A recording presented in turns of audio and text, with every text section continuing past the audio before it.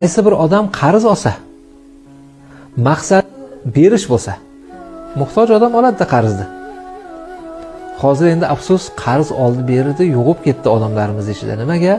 Odamlar qarz olib bermay qo'yapti. Esizdami, Rasulullohning bir hadislari ham borki, men jannat darvozasini tepasida bir yozuv ko'rganman.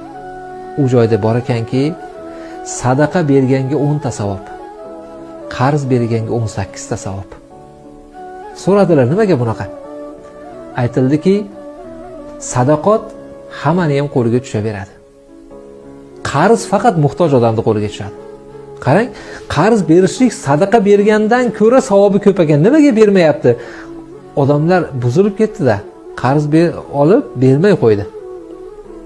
Rasululloh aytadilar, qarzni olgan odam agar maqsadi tezroq berish bo'lsa, Alloh taolo bu odamni qarzini berguncha yordam berib turadi. Agar kimdir qarz olsa-yu, maqsadi bermaslik bo'lsa, Alloh taolo uni moliga talofat yetkazadi, qarzni haqiqatan bera olmay qoladi.